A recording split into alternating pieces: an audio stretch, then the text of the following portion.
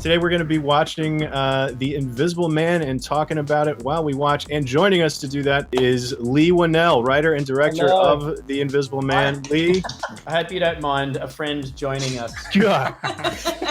So yeah, you can see there's my little toy collection behind us. I love it. The Jack Torrance. There's a Jack Burton here that I like. The original Raiders series that they tried to get. Oh, look at that. This one I found in a toy store in Turkey, believe it or not. I don't think this is official.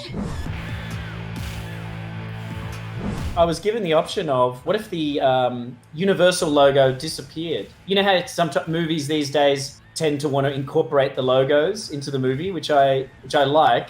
I saw a cool one the other day for Zombieland 2, where the Columbia woman starts bashing the zombies. Yeah. And I said no because I didn't want it to step on this title sequence. So these are the original scene cards. Okay, so it was a different opening. So it was a bunch of people coming to his house and looking for him with like heat-seeking goggles. It went through a few iterations before I hit upon that opening, and I feel like it was the best way to do it, was just to drop the audience right in there, like you said, with no information. The first draft of the script, you never saw his face. I wrote in the script that he's only ever shot from behind, so you never see his face. Jason Blum and Cooper Samuelson from Blumhouse were both like, "This is not the time to go all Sundance on us," was the quote.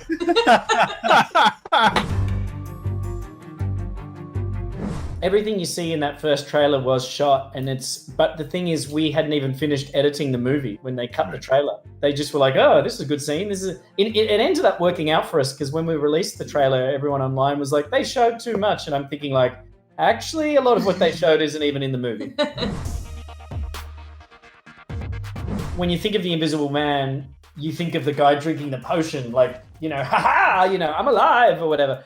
And I never believed the serum. Once you do a little bit of research on invisibility, they are actively trying to come up with invisibility camouflage for soldiers. The suit is covered with all these camera lenses, and the cameras take thousands and thousands of photographs per second and map any room that it's in, and then project the result onto the other side.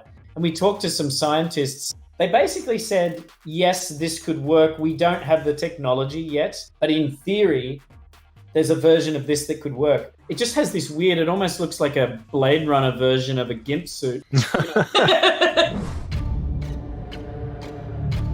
I guess I didn't want to do too many, for lack of a better term, jump scares in this movie. And to circle back to the trailer, like this shot was in the trailer, and I was fully expecting this to be towards the end of the movie. Right. Because like, it's such a good jump.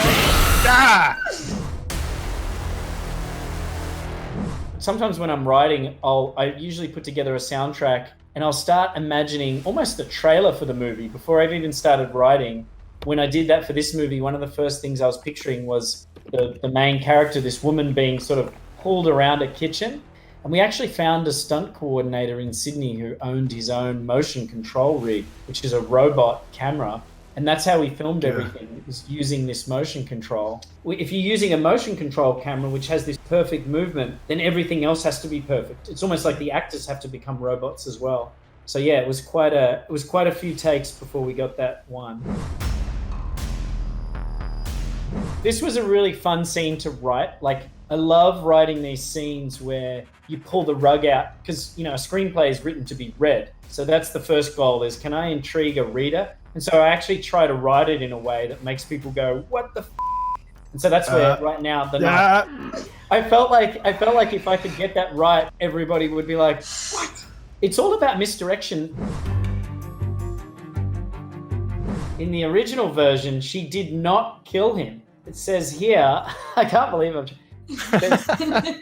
Cecilia tells him they will never be together. She has one of his suits. She's leaving. I've got Griffin is enraged. Then he hears a sound. So basically, in the original, before I even wrote the first draft, my thought was she was going to say to him, "I could kill you." I guess in my mind, I was like, just him knowing that he can't be near her is enough of a torture. And then as I was writing the movie and he was doing so much to her, I was like, I got to kill this dude.